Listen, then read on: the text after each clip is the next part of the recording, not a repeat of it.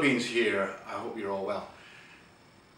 We're going to do a piece today, and this first piece is about why do straight men date trans women, and this is number 2 in the series, which I'll keep fairly short. It may seem strange, and I think it challenges a lot of people, why a straight guy would go with a trans woman. Because I think, to start with, one of the problems is that they don't actually see the kind of trans women that straight men date. They maybe see people like Bruce Jenner, you know, Caitlyn Jenner, and think, how could a straight man date a person like that? And the answer is, of course he couldn't. That would be ridiculous. The women that men like me are dating, the trans women that men like me are dating, are incredibly feminine. They really are. If you see pictures of my girlfriend Sam, you know, she's beautiful. She's a beautiful girl, and she has, you know, she just is a girl. She's a girl in the way she looks. She's a girl in the way she behaves. She's a girl in the way she responds to me. She's certainly crazy as any girl I ever met. And our relationship is man-woman in every sense. And I mean every sense. Nearly, well, in fact, every single man that I know who's attracted to HSTS, to homosexual, transsexual, trans women, okay, is a straight guy, basically. In terms of sexual practice, men like me never want to be penetrated. It's something we really avoid. And HSTS won't penetrate. They just won't do it. The other type of transsexual, or transgender, if you like, the autogynephilic transvestite, who in nature can be incredibly beautiful and very feminine, they can be persuaded to penetrate, and so they are often pursued by men who are actually themselves autogynephilic. Research done at Northwestern actually suggests that about half the men who are gynandromorphophilic, that's attracted to trans women, are actually autogynephilic themselves. And what they're trying to do is, usually they have a form of behavioural autogynephilia in which they want to experience sex as a woman, but they have very strong homophobia. They can't let a man touch them because they're straight guys. You know, they're straight, but they have this fetish. So they get somebody who looks like a woman to do it. It's the same when you hear about guys getting their wives to peg them. They have a fetish. For regular, genuine straight guys who definitely don't like any of that stuff, like me, you'll find they always like natal women. They're always strongly attracted to ordinary natal girls, and they will date natal girls. You know, I used to be married. I have 4 kids. Before I got married, I had a string of girlfriends. Since I divorced, I have dated pretty much equal numbers of trans women and natal women. It just happens that the relationships with trans women have been better, and certainly my relationship with Sam is really good. You know, she's lovely, and she's definitely crazy as a hoot owl, but I love her to bits, and it just works. You know, it's a really good relationship with terrific click. That's what it is, click. You know, I've said this before. Trans women are able to see inside a man's head in a way that ordinary women can't, and maybe that's something to do with it. There's definitely a connection between a straight man and an HSTS trans woman that, you know, I think it's unique to that relationship.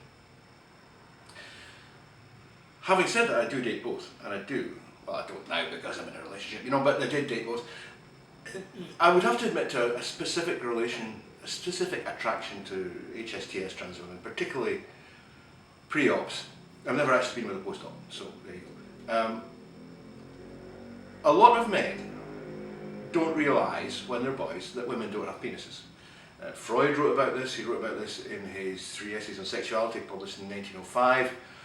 I don't agree with everything he says. It's Freud, but there you go. It's worth a read. Camille Paglia has written very eloquently about this. It's a very well-known phenomenon. Certainly, one of the world's contemporary major sex researchers confessed to me, or we confided to each other in private emails that, you know, we both went through the same thing. They had no idea that women didn't have penises. You know, I grew up in a place in Scotland in the 1960s. Women didn't walk around the house naked. There was no porn, you know. there was no way that a child would know. And children before puberty they're not sexual. They don't have sexual awareness, you know? So they just assume everybody's the same. It's just like, oh, okay, everybody must have a willy. And when you find out that women don't have a willy, it can be a bit of a shock. Freud thought that it was, it could cause, terrific anxiety in boys. I'm not sure if it does. What happens though is that if you're a boy like that, then because your sexuality doesn't just come on at once, it crystallizes over a period of time.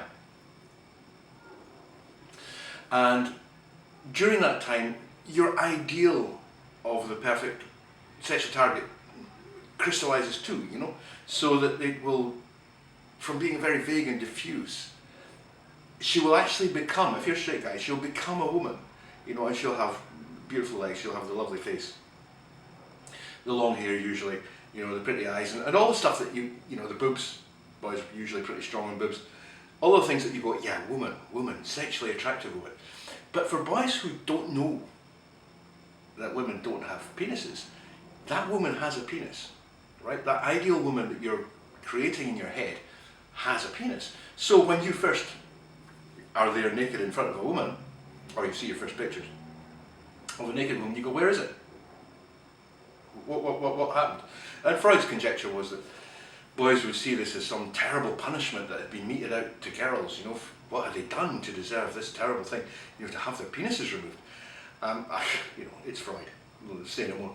But you get over it and you get to really enjoy vagina. You go, And once you've actually experienced vagina, for straight guys, it's like, yeah, that is, and you spend years chasing it. But you've always got this image in your head. So when you finally see a woman with a penis, you go, shit, that's real. That's a real thing. That actually exists. That thing that was in my head, it's there. It's not a fantasy. And I think that for a lot of guys, and I've certainly spoken to quite a few, who are attracted to trans women, they've got a sense of this, that, that it's come almost like the woman is complete because she has a penis. Sorry girls, it's, yes, I accept it is a misapprehension. It's not the way the world is, but nevertheless, it explains, I think, in some way why straight men can be so attracted to trans women. And another reason, leaving aside this thing, because remember that in the relationships between straight men and trans women, her penis doesn't do anything. She doesn't penetrate the guy, It's just a decoration. It's just an appendage. Okay, so you might, occasionally tickle it for her because she likes it and things like that. But, she never penetrates, these relationships, the girl never penetrates the guy. It's always the other way around. So, it's like a piece of jewellery. It's very unusual, very strange. The other thing that, because you penetrate her in exactly the same way as you penetrate any other woman, except it's just a little bit further back.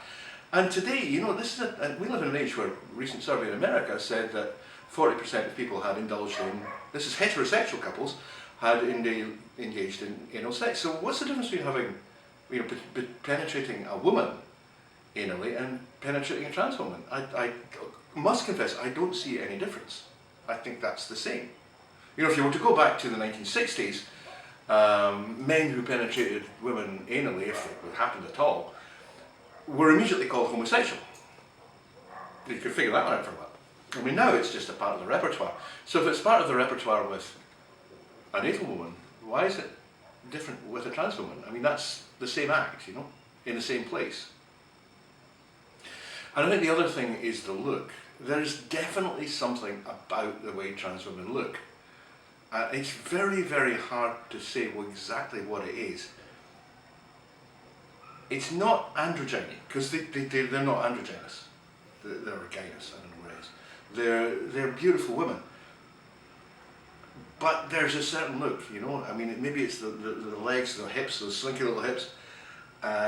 There's just something that you go, and I don't know whether it's reinforcement, it's like you've had great times with a trans woman, so you see a trans woman and you go, ooh, she's hot, or whether it was the other way around.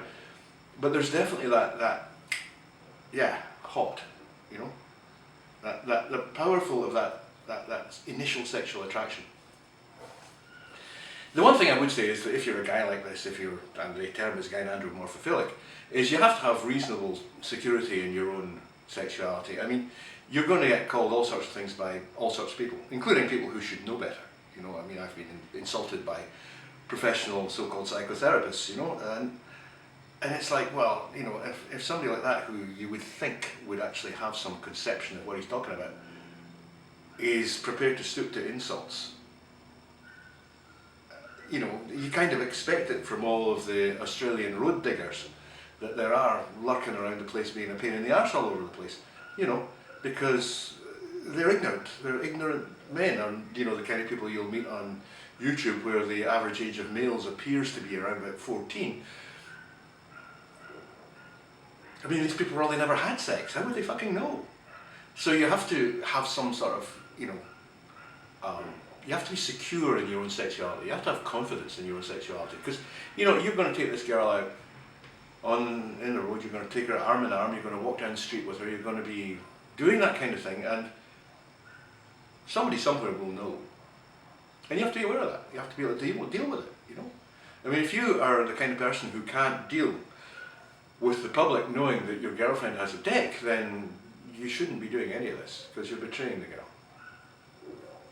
So I think basically the men who like trans women tend to be very strong, confident men who know what they like, who know what they want, and they're not easily persuaded to change what they do in order to suit other people. Check the box if that's you.